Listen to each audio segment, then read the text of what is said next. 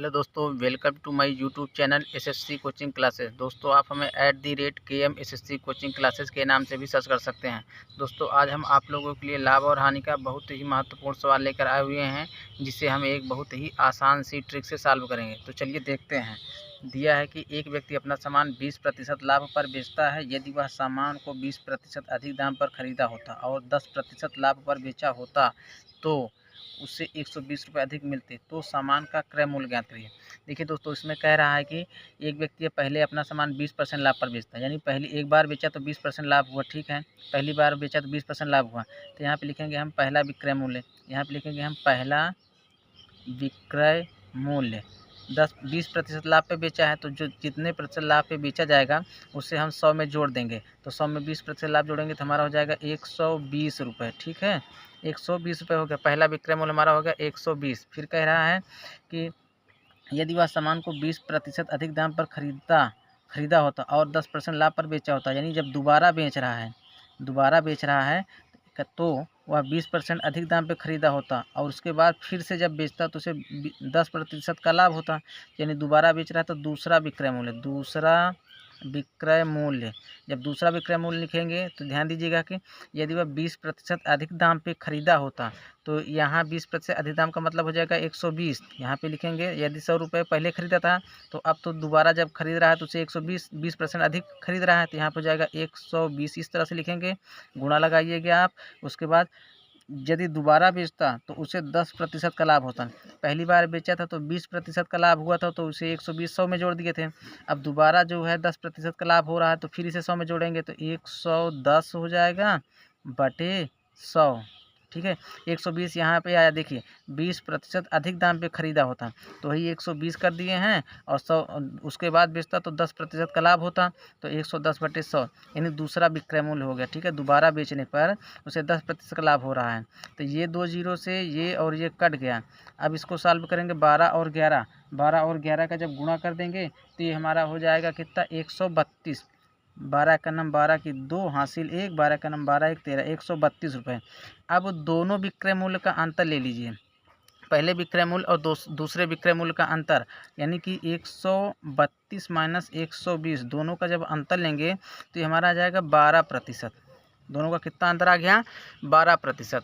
अब ध्यान दीजिएगा कि अब हमको क्रय मूल्य निकालना है, तो सामान का क्रय मूल्य ज्ञात करिए। तो क्रय मूल्य को हम कास्ट प्राइस यानी CP कहते हैं। क्रय मूल्य बराबर करें, लिखने के बाद निकालने के लिए क्या करेंगे, यहाँ 12% है तो यहाँ लिखेंगे 12, इस प्रतिशत को हटाएंगे तो यहाँ पर हो जाएगा 100।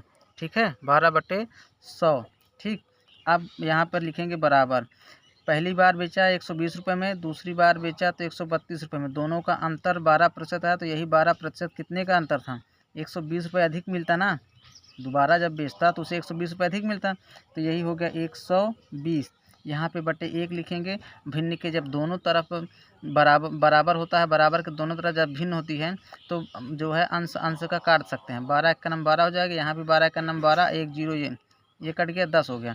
अब यहाँ पे इसका तिर्यक गुणा हो जाएगा, तो CP हमारा कितना आ जाएगा, 100 1000 रुपये। CP हमारा कितना निकला है, कास्ट प्राइस का क्रय मूल्य 1000 रुपये। ऑप्शन नंबर C हमारा बिल्कुल सही है। उम्मीद करते हैं दोस्तों आपको समझ में आ गया होगा। ठीक इसी तरह से दूसरे सवाल कह रहा है कि एक आदमी ने एक घड़ी 20% हानि पर बेची। जब सबसे पहली बार बेचा उसे तो 20% हुआ, तो पहले ही सेलिंग प्राइस, पहला विक्रय मूल्य हो जाए 20% हानि, 100 में 20 घटा देंगे, 80 रुपये हो गए। फिर कह रहा है कि यदि उसने उस घड़ी को 10% अधिक मूल्य पे खरीदा होता तथा 6 रुपये कम में बेचा होता, दोबारा जब 6 रुपये कम में बेचा होता तो उसे 30% की हानि होती। यानी दोबारा फिर से उसने बेचा तो दूसरा विक्रय मूल्य, दूसरा सेलिंग प्राइस, दोबारा उसको जब बेचा तो 10% अधिक मूल्य पे खरीदा होता, यानी उसने 10% अधिक मूल्य पे खरीदा। तो जब 10% अधिक मूल्य पे खरीदा तो यहाँ पे लिखेंगे 110, फिर गुणे लगाएंगे। 30% की हानि हुई होती जब दोबारा बेचता, तो 100 में से 30 घटा देंगे तो हमारा हो जाएगा 70 बटे 100। ठीक है, ये 2 जीरो से ये और ये कट गया, 11 सते 77, यानी दूसरा विक्रय मूल्य हमारा आ गया 77 रुपया।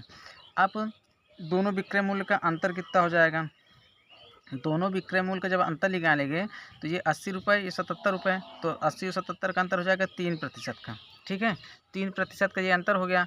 अब हमको क्रय मूल्य निकालना है, क्रय मूल्य CP बराबर है, ये जो 3% का है तो यहाँ पे लिखेंगे 3% का निशान हटाएंगे तो यहाँ पर हो जाएगा 100, बराबर लगाएंगे जितने रुपए कम या अधिक में बेचा होता है। यही भाई पहले 20% हानि पे बेचा, उसके बाद जब जो है दोबारा बेचा तो 30% की हानि हुई, तो दोनों में जो हानि हुई है कितने रुपए का अंतर हुआ, तो 6 रुपये।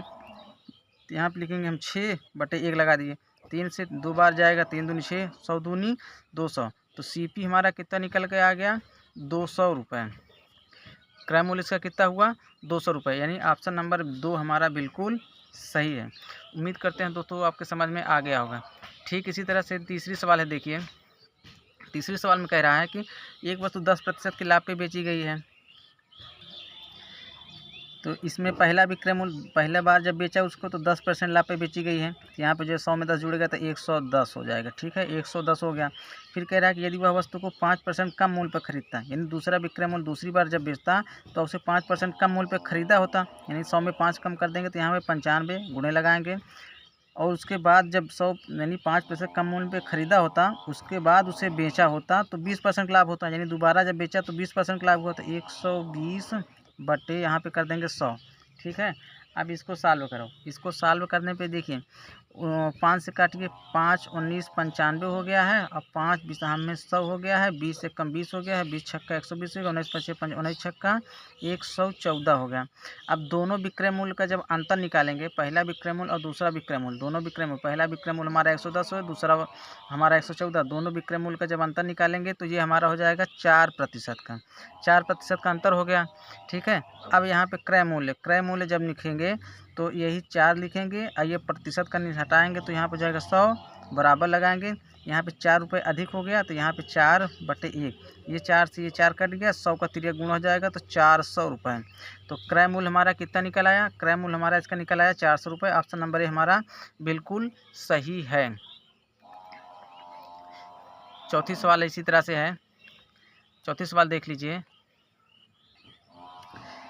चौथी सवाल में कह रहा है कि एक पुस्तक विक्रेता किसी पुस्तक को 10% के लाभ पे बेचा। तो देखिए पहला विक्रय मूल्य हमारा हो जाएगा, पहला सेलिंग प्राइस 110, 100 रुपये में 10% लाभ है तो 10 जुड़ जाएगा। फिर अब दूसरा विक्रय मूल्य लिखेंगे, दूसरा विक्रय मूल्य कैसे लिखेंगे, यदि वह इसे 4% कम में ख़रीदा होता, 4% कम का मतलब यहाँ पे 100 में 4 कम हो जाएगा, तो यहाँ पे हमारा कितना हो जाएगा 96, कितना जाएगा यहाँ पे 96 गुणे लगाएंगे, तब उसे कितने प्रतिशत का लाभ होता, यानी 18 सही 3/4% का लाभ हुआ। देखिए 18 सही 3/4% को जब लाभ हो रहा तो हम इसको 100 में जोड़ेंगे, तो ये हमारा हो जाएगा 100 में जब जोड़ेंगे तो ये हो जाएगा 118 सही 3/4% हो गया। ठीक है, अब यहाँ पे प्रतिशत का चिन्ह भी हटाना है और इसको सही बटे में करना है, तो 4 8 32 की 2 हासिल 3, 4 के नम 4 3 7, 4 के नम 4, 472, और ये ऊपर वाला जुड़ जाता है +3 अब बट्टे 4% हटाएंगे तो 100 हो जाएगा, तो ये हमारा हो गया 475 बटे 100, ये हो गया। ठीक है, ये 18 से 3/4% को सॉल्व करेंगे तो ये हो गया हमारा 475 बटे 100। अब इसको 5 से काट दी, 5 8 5 9 45 9 और 5 5 25 और 5 बिसाह में 100, 5 19 95, 5 चौको 20, यानी 19/4 आया, 19/4। अब दूसरा विक्रय मूल्य 4% कम पे ख़रीदा होता तो उसे इतना 18 से 3/4% का लाभ होता। इसको हल करने पे 18 से 3/4% को जब हल किया तो ये हमारा आ गया 19/4, यहाँ पे लिखेंगे हम 19/4। ठीक है, 19/4 लिख लेंगे। अब इसको हम काट देंगे, 4 एक कम 4, फिर 4 दूनी 8 हो गया, 1 बचा 4 चौको 16। ठीक है, इसको जब सॉल्व करेंगे 475 बटे 400 को तो यहाँ पे आ जाएगा 19/16, तो 96 यदि 4% कम पे ख़रीदा होता तो 96 गुणते जब 18 से 3/4% लाभ पे बेचा होता, तो इसको हमने सॉल्व किया तो आ गया 19/16, यहाँ पे लिखेंगे 19/16।